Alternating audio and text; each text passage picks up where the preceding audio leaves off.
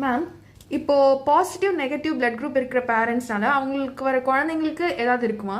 கண்டிப்பா. இதுக்கு ஃபர்ஸ்ட் ஒரு கான்செப்ட் தெரியணும். உலகத்திலேயே 94-95% ஆஃப் த பாப்புலேஷனுக்கு இருக்கிறது ஸ்ட்ராங் பிளட் குரூப், அதுதான் பாசிட்டிவ் பிளட் குரூப்னு சொல்றோம். ஒரு 5%க்கு அது இருக்காது, அவங்களுக்கு நெகட்டிவ் பிளட் குரூப்னு சொல்றோம். சோ நம்ம போன வீடியோல ஏ ஓ பி எல்லாம் பிளட் குரூப் பத்தி பார்த்தோம். இந்த வீடியோல ஏன் இந்த நெகட்டிவ் பாசிட்டிவ் அப்படிங்கறத பத்தி பார்க்கலாம். Assume that this is a red blood cell because it is red in color and you have lot of antigens, அதாவது புரோட்டீன் மாலிகூல்ஸ் இந்த சர்ஃபேஸ்ல இருக்குன்னு வச்சுக்கோங்களேன். இதுல ஒரு புரோட்டீன் மாலிகூல் பேரு டி ஆன்டிஜன். இது ரெண்டுமே ஃபாதர் கிட்ட இருந்தும் வரும், அம்மா கிட்ட இருந்தும் வரும். இந்த டி ஆன்டிஜன் இருந்தது அப்படின்னா அது ஸ்ட்ராங், அப்படின்னா அந்த பேபிக்கு blood group positive.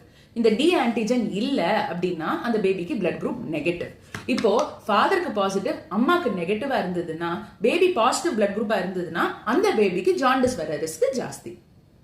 For interesting content, like, share and follow.